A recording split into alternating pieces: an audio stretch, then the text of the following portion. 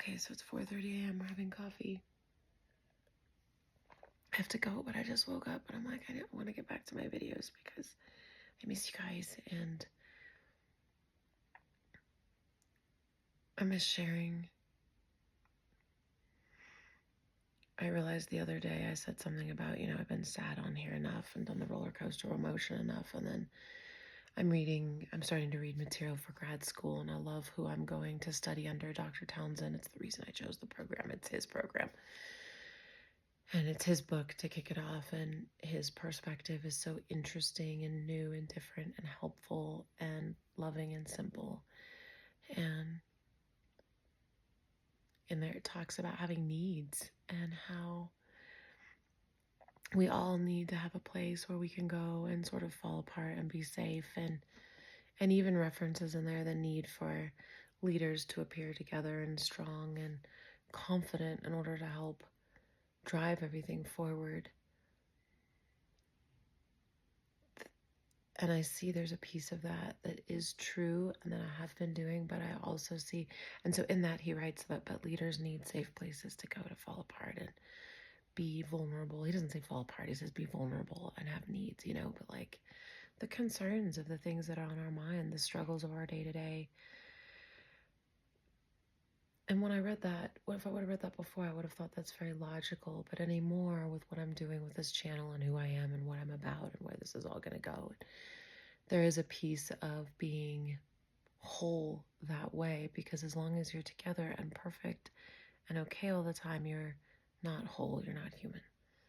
And a lot of us are living this way in life, at work, and in our relationships, where we're incomplete, where we think only certain parts of us are acceptable. And of course there's circumstantial evidence of that and appropriateness to that.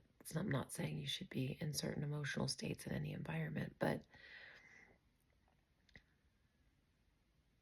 everyone is going through it, and very few of us are going through it together. And sometimes you can get onto like an online journey.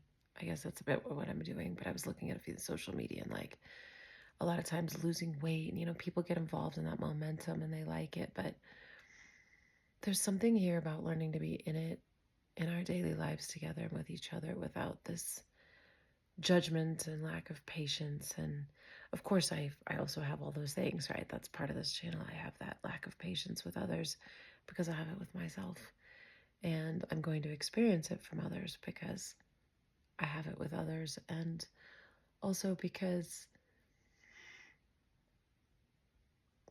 feedback from others, I don't know what to say on that. Like I said, part of this journey is learning to be selfish in the sense of expressing and doing what feels right for us. So, but here I am again. I feel like I'm sort of like teaching or preaching and not being where I'm at with you, which is like really sad. And I don't really have an explanation. Is it my mom leaving? Is it grief catching up with me? Is it just life, man? We've gone to a lot of places that I've been in when I was a kid. Like we went to the BX and commissary on the Air Force Academy, and we used to shop there every week for years when I was growing up. Or at least from when I was 15 to 17, and then earlier on in my life. And then I went back in there and it hadn't changed. But I have.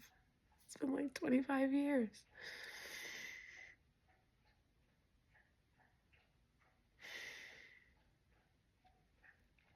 This first book I'm reading for grad school is a lot about, well, I'm just on chapter 3, but it's already amazing. And I've read a lot of transformational and coaching stuff, so I'm so excited that I'm excited about it, that it's not like, oh, I've already heard this and it's regurgitated. But the first thing it talks about is relational deficit, and how most people are living in relational deficit, meaning we are in deficit in our relationships with each other. As I sit in front of a camera, right? And you do too, watching this. If you do watch this, we get to have relationships, real life relationships in our life that also create vulnerability and intimacy, and you get to have a space where someone's listening to you the way you're listening to me. But maybe it starts here. Maybe so many of us don't know how to do it. And there's always that question, how do you attract and create what you don't know? You don't know what you don't know is missing, or you don't know you don't have. And I've isolated myself from people quite a bit. I used to have a lot of friends and a lot of relationships, and it just felt taxing and obligatory, and like people needed something from me. And in that capacity, I guess they did, but I was setting that up. I see that and keeping myself away because I didn't really want to be in a relationship. And so I think it's fascinating that the first step is beginning to be in a relationship again. And with the people in this course, it's all going to kick off next week. So I'm very excited to get some fresh people in my life that are in this conversation. And I'm hardly a traditional Christian. He is, but I love that it's in the context of a faith-based program, and there's prayer and focus on what we're doing, and it's biblical. I do believe the Bible is powerful, even if I don't always agree with the interpretation. I know that's a place that I want to do all business and coaching and everything like that from. I think these little baby bunnies are out of the woods, but there's just, yeah, I think they are. So my mom's going to go. She's going to have adventures, and we're going to kick this off next week.